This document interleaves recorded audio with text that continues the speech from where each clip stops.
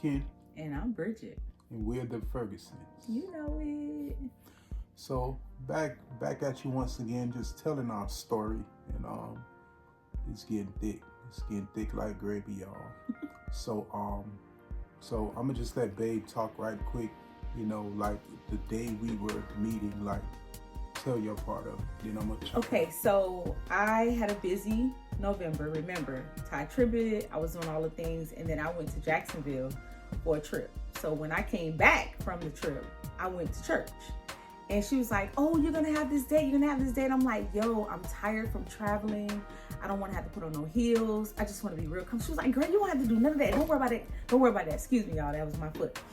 And I was like, okay, whatever. So I go to church and I come home from church and they was like, oh, his car broke down. So he's running a little late. And I was like, I don't believe y'all. And then we pull up to the house and I'm like, she was like, so we just gonna go home and we're gonna just wait for him to call. One moment. So I was like, okay. But when we got to the door, I lived on the second floor. The condo was on the second floor. When we got to the door, I could hear music. I'm like, who's in the house? Because my roommate was with me at the time. So I was like, who's in the house? And it was like, just go, just go. I'm standing at the door like, no, because I was not ready to meet you. And I was like, I don't know what I look like. I've been in church. Like, am I cute enough? Like, am I going to be what he's looking for? Like, all the things was going through my brain. Oh, and I got to tell you about the dream. But go ahead. I was outside for how long, babe? I don't remember. Okay, so you probably weren't even thinking about it. But I was outside for the longest that they had to open the door and push me inside. Oh, I didn't know that part, but I can tell you from my perspective. So we met, I think, in the afternoon, maybe 2 or 3 o'clock. I don't recall specifically the time, but before we met, I had a long drive. I had about 3.5 hour drive from Miami all the way to Central Florida, and you know, on the way, it's just all kind of things were going through my head. I'm like, I don't know these people. I don't know this girl. I don't know nothing about these people. Like, what am I doing? Turn around, go home. I was like, just go back home to your miserable mama garage. I was living in my mama garage. I was like, nah, this can't be it. I don't know. I don't feel good about this, you know. And then, so mind you, I arrived. I had all the food in my car, everything, you know. And so when I pulled up, I met her friend, and we chopped it up a little bit. And I had to go get flowers and some other things from Publix. So when I got there, I unloaded my car. You know, I went to Publix and came back, and her friend was there with her husband. And you know, they seemed pretty cool. Like they were kind of a little guarded. The husband was a little guarded, you know. But I mean, I expect that. You know, I don't know you, you don't know me. And it just not, I mean, he didn't make me feel uncomfortable. It just, I had to realize, like, he just one of those guys, he have a straight up personality, like, you know, and I had to realize that. But when you nervous, when you on edge, everything becomes heightened. So, you know, her friend was very hospitable. She helped me out and everything like that. And I was just nervous as all get out. Like, I was really nervous. And so, you know, her friend just started talking to me more, and she just kind of kept me at ease and at peace. And her friend was smiling from ear to ear, and her friend was just like crying, like, man, this is awesome what you're doing for her. You cooked all of this, you did all this. I say, yeah, you know, I mean business, man. I don't come to play no games.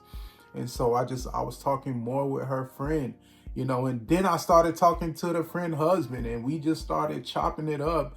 And, you know, mind you, I set up probably about 2-3 hours before she came, you know, and then so finally, like, she was there, and it's like, I was just like so nervous. I was like, oh my God, is this really happening? And so, you know, we did a spread. I put candles out. I put rose petals. I mean, very romantic setting. We laced the whole apartment to be romantic. Did. And so, you know, now here it is, the moment of truth. When I see her, when I meet her, I was like, okay, you know, I saw pictures of her, but like, it's different meeting somebody. Yes. So, I mean, I'm like, I don't know when I meet her, how I'm gonna react or what I'm gonna say. You know what I'm saying? Like, it was just a very, very uncomfortable situation. But the nugget here is trust the process. Go ahead, babe. And like I was telling you in the other video, if you missed those, you need to go back and watch those. God is always speaking. So I had a dream that there was a guy that I was dating like the year prior was in my dream, and I saw him hovering over me. And as he was hovering over me, it was like he was monitoring me almost. And he left the room, and then my sister ushered another guy in the room, and she said, no, this is the one. And when she said, this is the one, we embraced. And when I met him and I opened the door, we embraced the same way we embraced in my dreams. And when it hit me, I said, oh my God, another confirmation. Because it was confirmation after confirmation after confirmation. God knew we needed that though, because you were guarded and I was guarded, and it was just a lot going on. So he knew he needed to keep telling his children, hey, I've ordained this. Hey, it's okay. Hey, it's okay. It's okay. And the way we embraced was the same way we were embraced in my dreams. And it took another friend of mine, because I like to tell people what goes on, because sometimes I don't remember. And she was like, Bridge, do you remember the dream where you said you embraced after your sister Lisa said, this is the one? I was like, oh my God. So it was confirmation after confirmation. So God is always speaking. It's are you listening? That's the question. Can I ask you a question? Did anybody ask you, 2 questions. Did anybody ask you why you were cooking all of that food? And 2, were you thinking, man, I hope she likes me as well? I know that's a girl thing, but is that a guy thing? I would say for me, yeah, it was like, will she like me? I would say especially for me, because like I'm the type of person, like, me, I don't put on a show. I'm just on myself straight up. Some people can take me, some people can't take me, some people misinterpret me, and I think that's where I was. Like I didn't want you to be in a place where you misinterpret me, because like I'm a person, you may watch me, I may not show many emotions, but you have to know me and understand how I move. And that's where I was kind of nervous. So like, okay, she might not handle or be able to take my personality and just kind of the way that I move different. Like if you tell me something like, oh my God, the roof's on fire, I'll be like, okay, well, let's sit here, let's plan it out, let's take action, then I'll start running. So, and to answer your second question was like, yeah, it was like, oh my God, why you doing all of this? And like, but in the back of my mind, I was like, listen, I know I could get down in the kitchen, so that's just what I do. That's how I put a smile on people's face in that kitchen. So, use what you got. That's what I was doing. I didn't have a bunch of money. I couldn't take her to Ruth Chris. I couldn't go out, and take her on an expensive trip. So guess what? I went in the kitchen and I blessed the plate. I blessed those pans with some food that I know that she would enjoy. I put as the old people say, I put my foot in it. So again, yeah, they were asking me, your friends was asking me like, why you cooking like this? Like you could have bought something, you didn't have to do that. I was like, no, I had to do it because I wanted my signature on the first time that we met. I love that. The food was amazing. And at that time I couldn't really cook like that. And so I was like, oh, this must be another sign, Lord. If my husband could cook, that must be my husband, because he is cooking down.